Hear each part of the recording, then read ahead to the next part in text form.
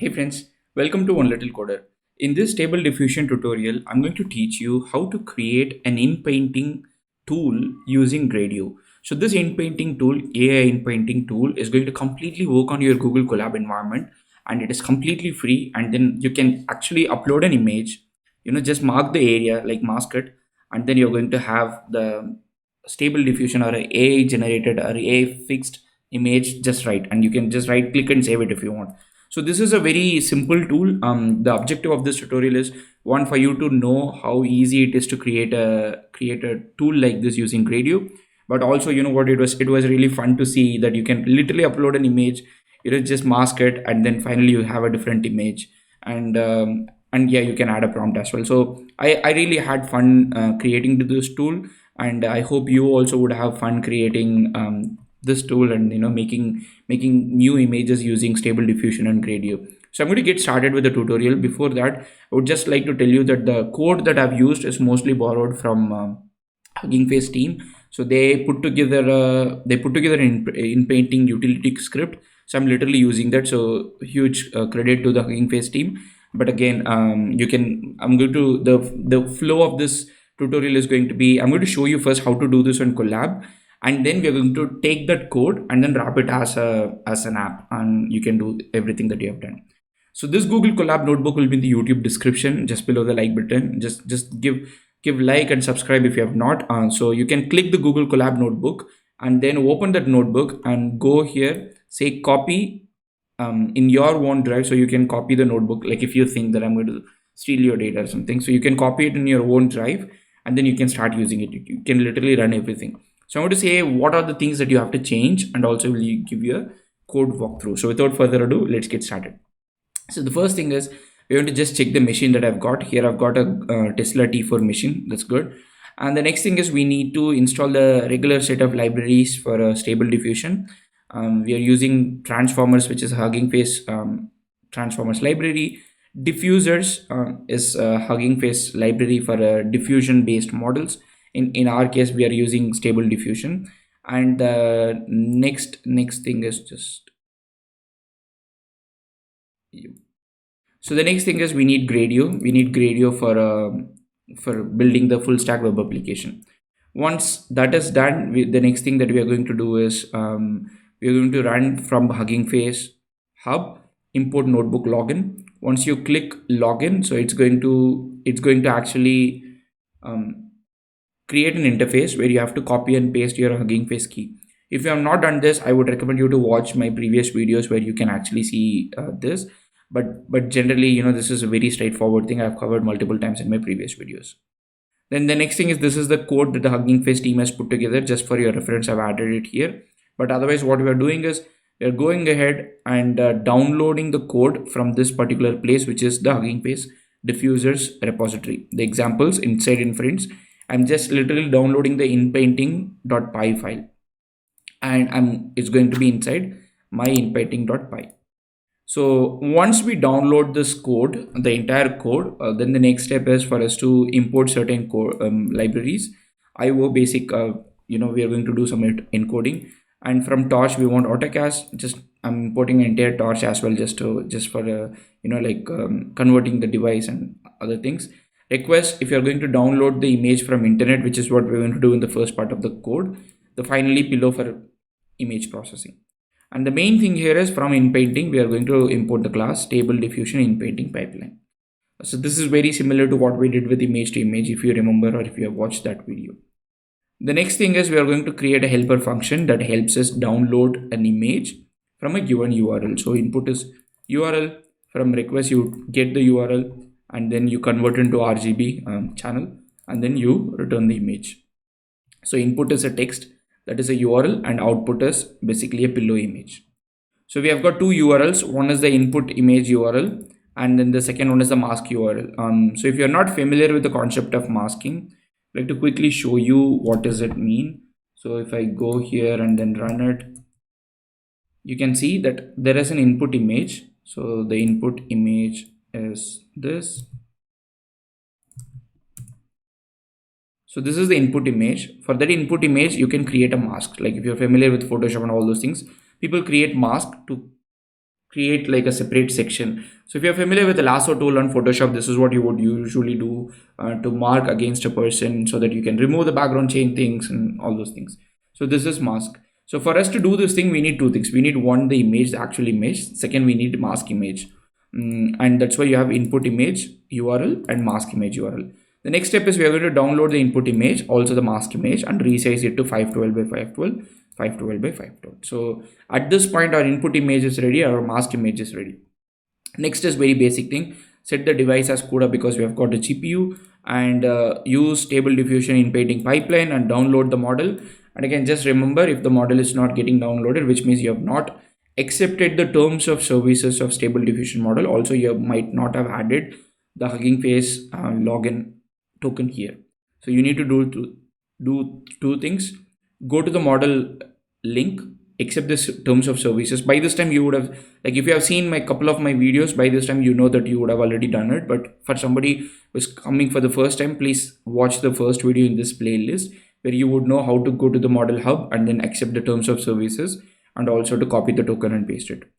And also it's quite important for you to say use authentication token is equal to true. Then we are converting into CUDA, and the model is getting downloaded and getting converted into the actual GPU model. So now once this is done, the next thing we can do is we can give a prompt. So in this case, I've given a prompt of saying a Kung Fu Panda sitting on a bench. Literally like, so the problem with masking is once you create the mask, the algorithm is going to work, the AI or whatever it is called is going to work only within the mask space. So it's going to try to fit whatever you create inside that. For example, because we have used this as the mask, so now what it is trying to do is it's trying to fit a panda inside this. So that's something that you need to keep in your mind when you're creating a mask is what you're going to give as a prompt. Just keep that in mind and then create the mask, not just what you already have. For example, what happens when people use like a dog image, for example,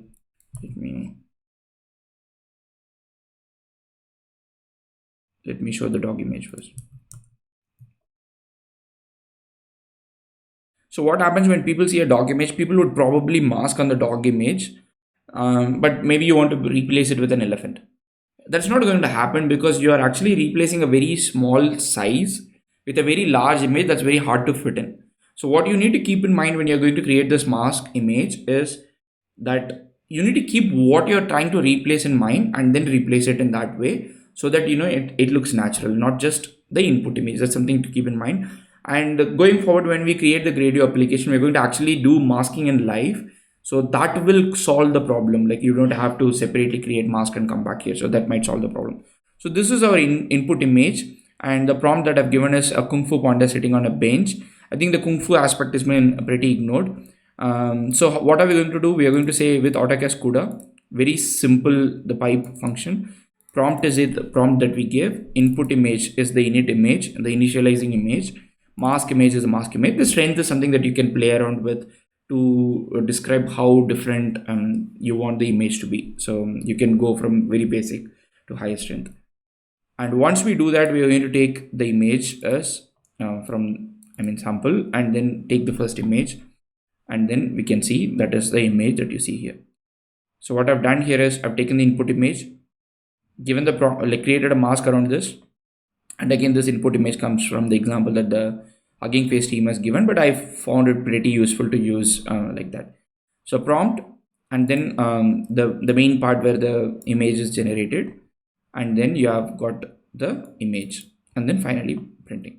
So I'll give a quick walkthrough because I'm not going to get into the same details again when I go into the Gradio application. So at this point, you have a fully working image in painting code script on Google Colab. At this point, that's what, like, if you're watching this video around this mark, like which is like around 9 to 10 minute mark, you have a fully working script on Google Colab, cell by cell, where you can do image in painting. But what we want to do is an app application. Okay, so how does the script work? Very simple. Install the required libraries, in this case diffusers, transformers, FTFY, Gradio. And the next thing is you have to authenticate the notebook with the Hugging Face token. The next thing is you need to download the the inpainting script, the utility or helper script from Hugging Face example, and then import the required libraries. Create a helper function for downloading the image, give the input image URL and output image URL, input image URL and mask image URL, then download input and mask image and resize them, and then download the model in itself, and then you can create the prompt, which is a simple string, and then use with AutoCast, use pipe to generate the output image, and then finally display the output image. This is pretty straightforward. If you do not want the app, probably you can drop off by this time, and this itself is pretty impressive. But what I wanted to, I'm a big fan of Gradio, so what I wanted to know is, can I create an app for users where they don't have to have machine learning knowledge? You know what they can do is, they can take this notebook, just do this login thing, copy the token, come back here and paste, which could also be, made it easier, but they just that, and have an app where they can upload an image, create mask in real time, and then add a prompt, and then get an output. And I would like to first show you the output of this, and then I would like to show the app in itself, so that you have an understanding. Let me run this again so that you know from the scratch. So when we run this, you're going to get this Gradio application. You can see that Gradio application, we have got a simple title, we've got a place where we can upload the image, a prompt where we can type text, and then submit, and then you have to output. To click this, and then I'm going to select the input image. Okay, and I'm going to start drawing now. So I'm going to say this is my area. So I'm going to say, you can see that I'm pretty reckless and in the way I'm drawing. You can very well see that. I mean, I'm doing it for YouTube. If I'm a graphic designer, I'm going to do it for my task. I would be probably more sincere, but I'm pretty reckless at this point. So at this point, I assume that I've created a decent mask. I'm going to say a pretty, so it's a different variant of dog. I don't know which dog it is. So I'm going to say a pretty pug sitting on a bench. Okay, and I'm going to say submit. It takes about like 10 seconds, I would say. So the inference time on this GPU is 10 seconds. The fact that what fascinates me is like everything that we have done here is completely open source. This is like an MIB pug. Like I don't know how many of you have seen MIB, Men in Black. So this pug almost looks like that, and we literally replaced it with the pug. Like for example, I can say a pretty what is something that is small, and maybe instead of a pug, I can say pretty simple cat, pretty white cat sitting on a bench. And now when I say again, it is going to run, and I can upload a different image, create a new mask, and give a different prompt, give multiple prompts. I can like pretty much do everything. And again, so yeah, so the cat actually looks like a ghost to me, but it works. Like the point is, it works, and you can always spend more time in creating precise mask and all those things. So let's go back to the code. I don't know if you find this impressive. I find this to be really good, and it is fascinating to me that we could do this in just like just like there's 3 cells of Jupyter Notebook and a couple of lines of Python code. I didn't even count it. Like less than 10 lines of Python code is just the app part.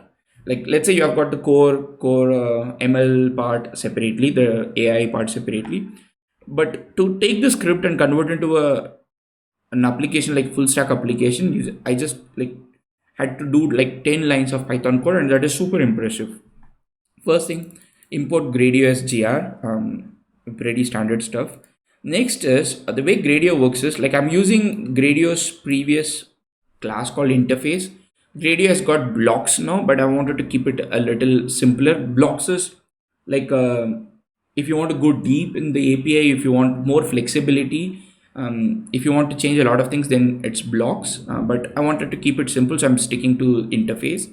So the way interface works is you need a function, and then you can have title and all those things. Then you need an input, then you need an output. Then you launch the interface. That's it. So for this predict function, like you need a function.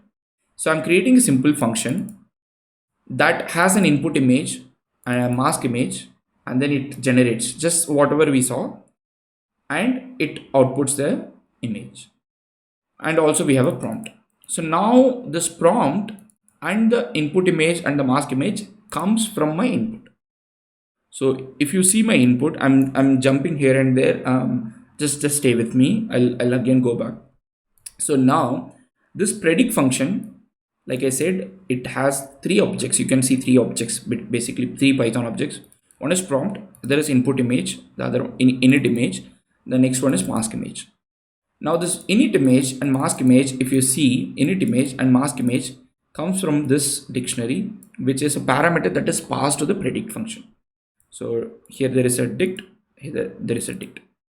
Now where does this dict and prompt come from? That is used in the predict function. Now that comes from my inputs. So I've got two inputs here. One is the image, the second one is the prompt. One is the image here, and the second one is the prompt. So now I've got an image that has like a source upload, like which means you can upload the image, and the tool is sketch. Like I want to be able to create the sketch mask. And when I create the sketch, what kind of image output I want the image output type to be a pillow image. That's it. That's done. Next is I have a prompt like a text box, one liner, where I want to create some text, and I want that text to be given to the function as an object called prompt. That's it. So now I have a function that takes two arguments, dict and prompt. That comes from my input, where gr.image gives me the image including the canvas, which is like for masking, the overlaid canvas, not a separate white canvas, the sketch pad, let's say sketch. And then I've got the text box where I can type something and then it can go. So these two things take care of these two things. So dict has two values, image and mask. Image is the original image, mask is the masked image. Now I need to display an output image here, and that simply comes from the return. Now I am returning a pillow image, right? And that image is simply fed into the gr.image, so output image, and I'm launching it. It's not just that I'm simply launching it here, but I get a public URL that can be used for some time. And here you go. The application is completely loaded. Stable Diffusion InPainting Tool on collab with Gradio. Amazing. So now I can drop the image. Can I drop? Does it work? Oh, it worked. After dropping the image, I can draw. I can literally do the inpainting. While doing inpainting, I'm just trying to think if I can add another animal here. Like I'm pretty tired of having cat, and I'm not very familiar with the cat and dog species, so I don't know. Maybe I can put a polar bear, fox sitting on a bench. I don't know. How does it look? Let's try. So right now I'm not showing the masked image, but if you want to make improvements, I think it's a very good idea to also display the masked image so that you can, like, the intensity of the masking also plays a role in the kind of image that you get. Like fox, you see, because I've not done masking very well and it's trying to fit a fox that looks like this.